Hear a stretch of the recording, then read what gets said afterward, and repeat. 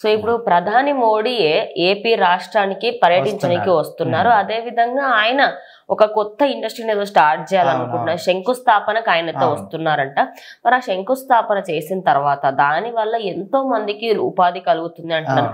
అంటే ఈ కొత్త ఏదైతే ప్లాన్ అనుకుంటున్నారో దాని అసలు అది ఏంటి, దాని వల్ల జనాలకు వచ్చే లాభం ఏంటి? అయితే ఇప్పుడు ప్రధానమంత్రి నరేంద్ర మోదీ మనకు వీళ్ళందరూ ప్రమాణ స్వీకారం చేసినప్పుడు వచ్చాడు. సో ఆ తర్వాత కూటమి ప్రభుత్వం ఏర్పడిన తర్వాత ఇప్పుడు మొదటిసారి మళ్ళీ ఆంధ్రప్రదేశ్కి వస్తున్నాడు, 29th వస్తున్నాడు. అయితే విశాఖ కేంద్రంగా గ్రీన్ ఇండస్ట్రియల్ పార్క్ దానికైతే శంకుస్థాపన చేయడానికి ప్రధాని నరేంద్ర మోదీ వస్తున్నారు. అయితే అది ముఖ్యంగా చూసుకుంటే ఇప్పటికే రాష్ట్ర ప్రభుత్వం ఆ ఇండస్ట్రియల్ పార్క్ కోసం 1200 ఎకరాలు ఆల్రెడీ కేటాయించారు.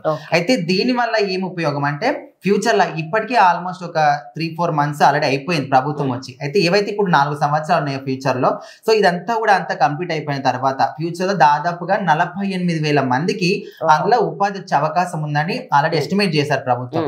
సో దానికి సంబంధించి అదే విధంగా ఇప్పుడు చూసుకుంటే ప్రధానమంత్రి వచ్చిన తర్వాత ఇంకా కొన్ని అమరావతి కావచ్చు, దానికి కొత్తగా ఒక రైల్వే లైన్ వేయడానికి కూడా వాళ్ళు ఆలోచిస్తున్నారంట.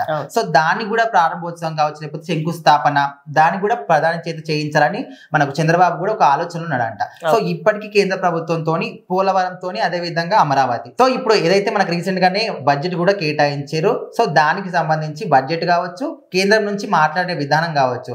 సో ఆంధ్రప్రదేశ్ లో రెండింటికి కీలకమైన పాత్ర ఇచ్చారు, అమరావతి, పోలవరం.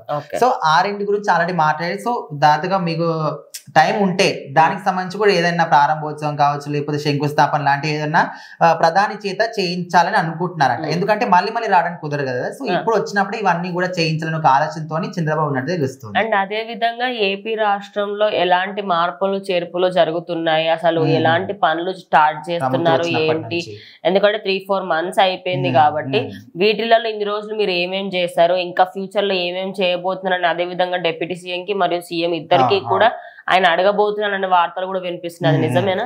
అవును. ఇప్పుడు మనకు ప్రమాణ స్వీకారానికి వచ్చిండు. సో ఇప్పుడు డిప్యూటీ సీఎం పవన్ కళ్యాణ్ అయ్యిండు. పవన్ కళ్యాణ్ ఎంత పొగుడుతూ మాట్లాడిండు అందరికీ తెలుసు.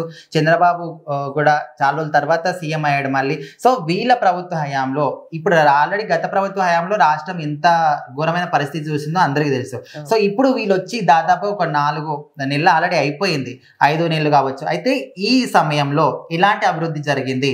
ఆల్రెడీ రీసెంట్ గానే బడ్జెట్ కూడా కేటాయించిండు, ఆయన చేతుల మీదుగా వచ్చింది. సో ఆ బడ్జెట్ ని ఏ విధంగా ప్లాన్ చేస్తున్నారో, అన్ని కరెక్ట్ గా ఇంప్లిమెంట్ అవుతున్నాయా లేవా, వాళ్ళు చెప్పిన హామీలన్నీ కూడా ముందుకు తీసుకొస్తున్నారా లేదా, 6 గ్యారెంటీలు ఏవైతే చెప్పారో వాటికి సంబంధించి డెసిషన్ తీసుకున్నారు, ఇట్లా ప్రతి ఒక్క దాన్ని కూడా క్షుణ్ణంగా పరిశీలించే అవకాశం కూడా ఉన్నట్టు తెలుస్తుంది. అంటే ప్రధాని అంటే దాదాపుగా టైం అయితే ఉండదు, కాకపోతే అట్లీస్ట్ ఒక్క విషయాన్ని పట్టించుకుంటాడని ఖచ్చితంగా అనే విధంగా కూడా ఇప్పుడు రాష్ట్ర ప్రభుత్వం ఆలోచిస్తుంది. బేసికల్ అక్కడ కూటమి ప్రభుత్వం ఉంది కాబట్టి బీజేపీ కూడా అందులో ఒక భాగస్వామ్యం కాబట్టి ఖచ్చితంగా ఆయనకంటూ ఒక బాధ్యత ఉంటుంది. ఆయన ప్రధానమంత్రి మోదీ అయినప్పటికీ కూడా ఆయన పనులు ఎన్ని ఉన్నప్పటికీ కూడా ఏ రాష్ట్రంలో అయితే ఆయనకి పొత్తుందో ఆయన ఏదో ఒక్కసారి వెళ్తూ ఉంటారు. ఆయన కొన్ని రాష్ట్రాలలో పొత్తుండడం జరిగింది, అక్కడికి వెళ్ళడం జరిగింది.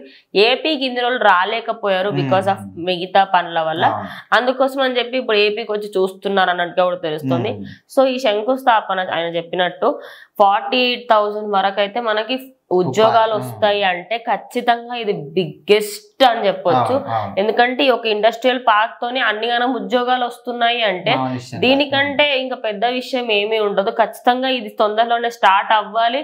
ఇంకొక 2-3 years లో దీనికి సంబంధించి మొత్తం కంప్లీట్ అయిపోతే, అంటే ఒక 5 సంవత్సరాలు ఏదైతే ప్రభుత్వం ఎందుకంటే ముందే మేము ఇంత చేసాము అని చూపించుకోవడానికి కూడా ఉంటుంది. కాబట్టి ఖచ్చితంగా మీరేమనుకుంటున్నారు, ఈ గ్రీన్ ఇండస్ట్రియల్ పార్క్ రావాలి అనుకుంటున్నారా?